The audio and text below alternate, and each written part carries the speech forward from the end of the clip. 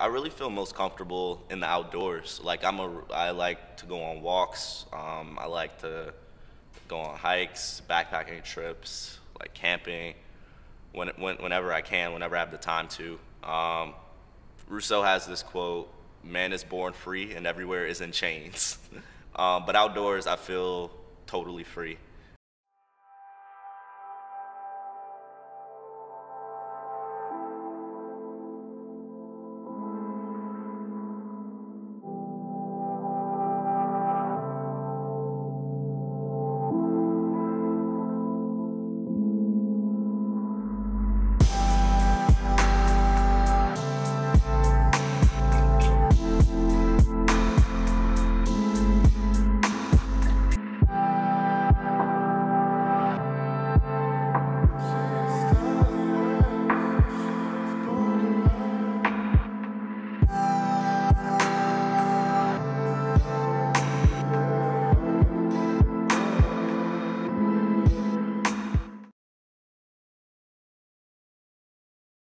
What's in my cup? Gratitude is in my cup. Family is in my cup. Curiosity, imagination are in my cup. Philosophy, oddly enough, is in my cup. Religion is in my cup. All these things that are dear to me and I think have like molded me or influenced me in a lot of important ways are in my cup. These are things that I think about every day. I think compassion is definitely something in my cup and something I intentionally try to place in my cup. And I think, you know, just like a mug of coffee, something that you start your daily, start every day with, your ritual, it's important to think about every day. What are your values? What are my values? What's important to me? What do I want to do today? And those are what I always come back to. That's what's in my cup. I think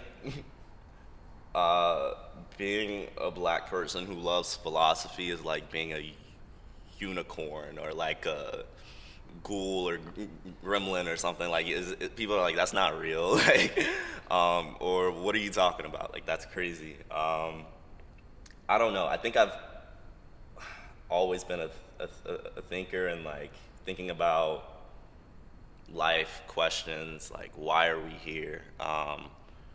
What is meaning, or what is meaningful, or what is this? Like, I've just always, like, those have always resonated deeply with me and like kept me curious, and are some of the questions that I always come back to. And coming from a very religious background, things that I think were really implanted in just my worldview early on, because a lot of those things are already infused in religion and infused in faith in a lot of ways.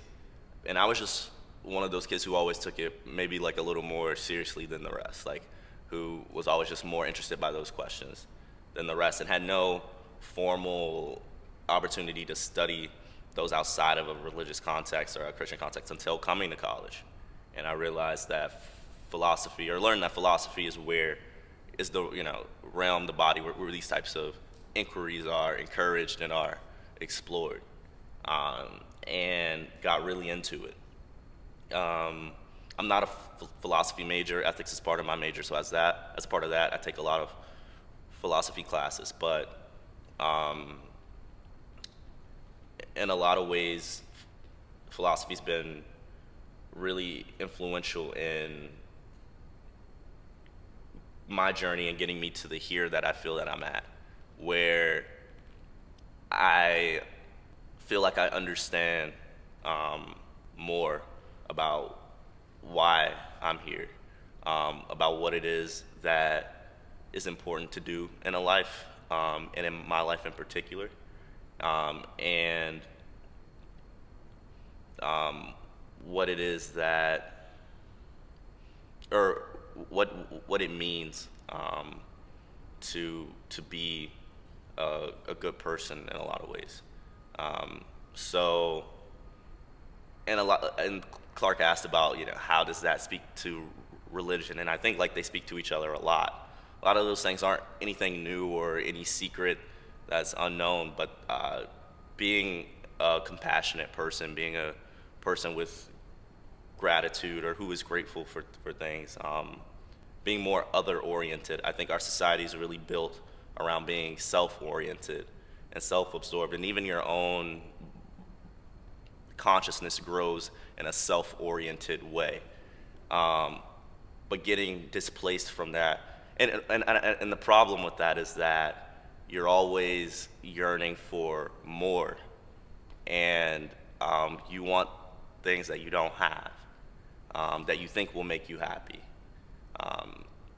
and that oftentimes fail to bring that happiness, rather than realizing that, in a lot of ways, the current moment, things are full and complete as they are, that you have all that you need in each other, in yourself. Some would say in God.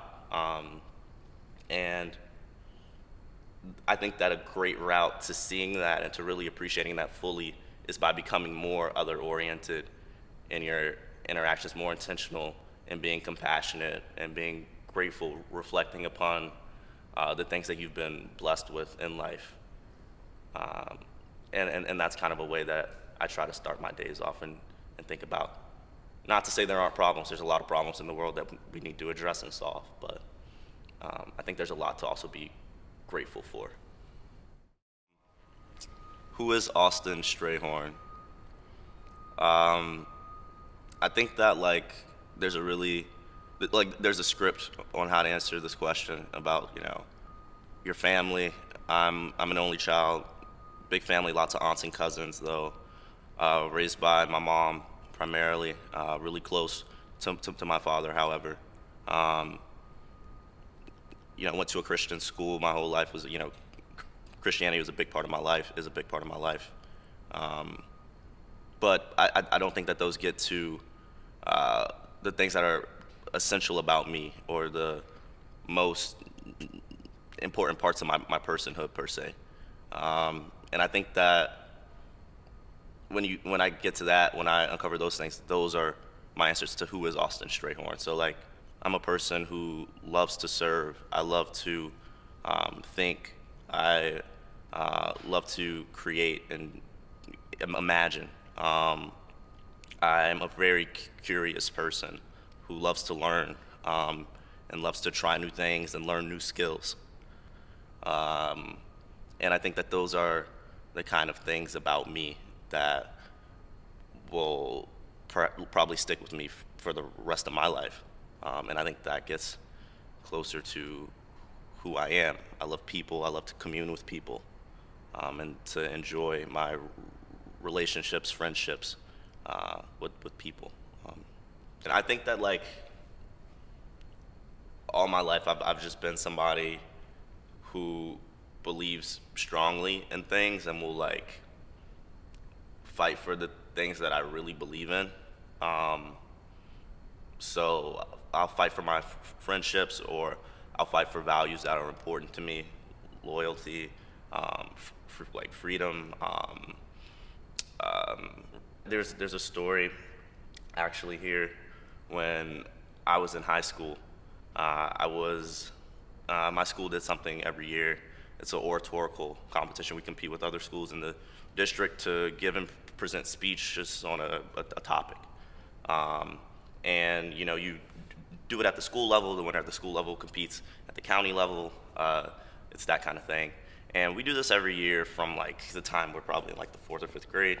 But I was in high school at this time, I think maybe a sophomore.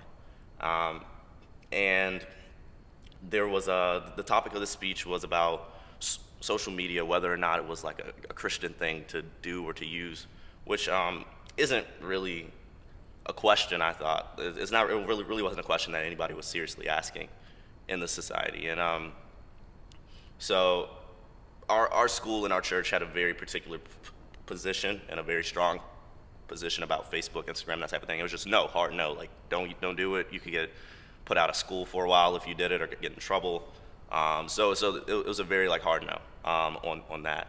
I wasn't like-minded, and I, you know, in my speech, I kind of crafted an argument, you know, kind of persuasive, but like also I think like rational argument about why that was something that was okay.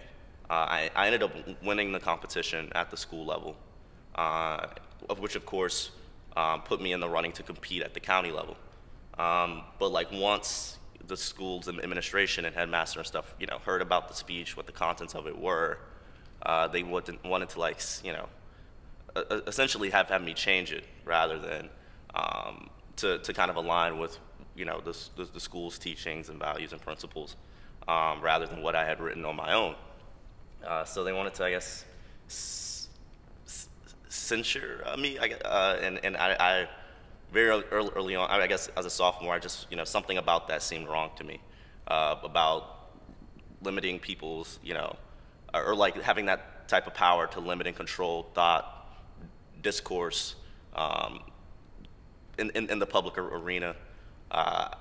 Something about that didn't sit well with me. So staying true to my values, I guess, I just opted to not go. That was the other option. I could change it, or I could just not go, and this person who won second would take my place. So like that's what happened. That person won, went on to do very well at the county level. She may have won and go on to present, you know, to our church too. So I guess I gotta, sometimes when you stand for your values, you won't always, you know, get looked at, or you know, it doesn't always work out well for you. But I still think that it's important, and if I wouldn't change a thing about it to this day, tomorrow, forever. I think that's important to character, to being a person, or having something that you believe in, and then fighting for that thing. It's one of those things that gives life meaning. So I think that's important.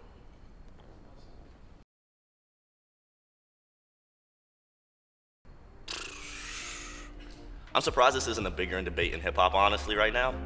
Because if I was Flatbush, I'd be feeling really salty at all the press and attention Migos is getting. Lyrically, Flatbush is just more talented, and it's obvious. But if you can't capture people's hearts, people's souls, like, does it matter?